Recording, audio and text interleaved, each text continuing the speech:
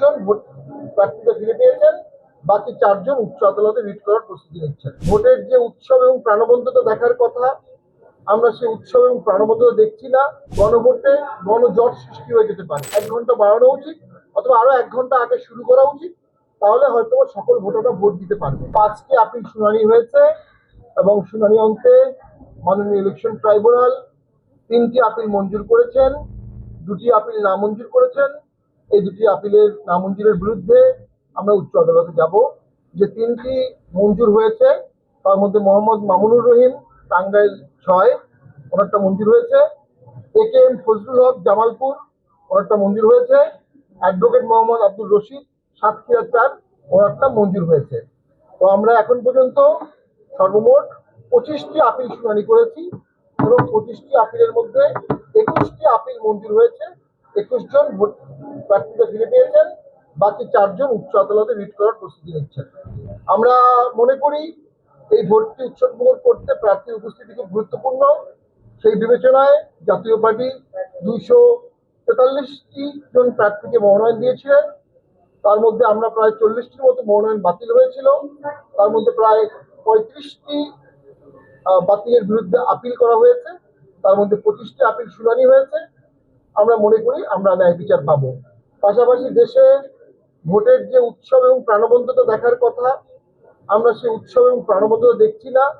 একটা আতঙ্ক দেখছি ভোটারদের মধ্যে, একটা আধিপত্য দেখছি কিছু প্রার্থীর মধ্যে, একটা নিরুৎসাহ দেখছি রাজনৈতিক দলগুলোর মধ্যে। সরকার যে ভোটের জোয়ার ওঠানোর দায়িত্ব ছিল, অন্তর্বর্তী সরকার প্রধানত নির্বাচনের সরকার। নির্বাচন আসলে নির্বাচনের জোয়ার উঠাবে, মানুষের উৎফুল্লতা আনবে। সেটা না করে আমরা দেখছি মানুষের মধ্যে ভোটের উৎসাহ ব্যাপক হারে আমরা দেখতে পাচ্ছি না, এবং সরকার এই বিষয়ে সচেষ্ট না। এবং যে গণভোট, যেটা নিয়ে অনেকের উৎসাহ আছে, কিছুটা একপাক্ষিক ভাবে সে গণভোটের প্রস্তাবনা করা হয়েছিল, সেই গণভোট নিয়েও সকল প্রার্থী বা সকল দলের মধ্যে উৎসাহ দেখা যাচ্ছে না। অনেক ক্ষেত্রে প্রত্যেক প্রার্থী নিজস্ব আসনের জয়ের দিকেই ধাবিত হচ্ছে। গণভোটে গণজট সৃষ্টি হয়ে যেতে পারে। প্রায় 4টি প্রস্তাবনার একটি গণভোটের প্রশ্ন অনেক বৃহৎ। যখন ভোটাররা ভোট কেন্দ্রে যাবে, তারা এই প্রশ্ন পড়ে একটি মাত্র উত্তর দিতে হবে। 4টি প্রশ্নের একটি উত্তর, এটা অযৌক্তিক। 4টি প্রশ্নের 4টি উত্তর হওয়া উচিত ছিল, এবং তার ভিত্তিতে 4টি প্রস্তাবনা পাস হতো। সেখানে যদি আমাদের সহজ সরল ভোটাররা এটা পড়ে তারা টিক চিহ্ন দিবেন, এটা পড়তে সময় লাগবে, টিক চিহ্ন দিতে সময় লাগবে। এর ফলশ্রুতিতে আমাদের কিউ লম্বা হতে পারে। যখন লম্বা কিউ হবে, তখন মধ্যম সারির ভোটাররা তারা ভোটে নিরুৎসাহিত হয়ে চলে যাবে। এটাও ভোট কাস্টিংকে এফেক্ট করবে। এই বিষয়গুলো নির্বাচন কমিশনকে বিবেচনা রাখতে হবে, বুথ বাড়াতে হবে, ফাস্ট ভোটিং এর ব্যবস্থা করতে হবে। ইতিমধ্যে তারা 1 ঘন্টা ভোটিং বাড়িয়েছে।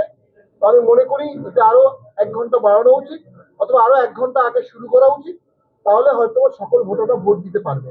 তো আমার বক্তব্য দীর্ঘায়িত করবো না। জাতীয় পার্টি শত গঞ্জনা, শত বঞ্চনা, শত অপবাদ, শত বৈষম্যের মধ্যেও জিএম কাদের নেতৃত্বে এগিয়ে চলছে। জাতীয় পার্টির চেয়ারম্যান জিএম কাদের, গঠনতন্ত্র অনুযায়ী চেয়ারম্যান ছাড়া অন্য কেউ মনোনয়ন দিতে পারে না। একটি দল নিবন্ধিত দলের একজনই চেয়ারম্যান হয়, একটি নিবন্ধিত দলের একজনই সিগনেটারি হয় মনোনয়নে।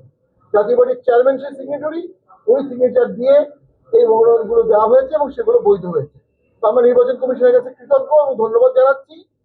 তারা খুব কষ্টসাধ্য কাজটি করছেন।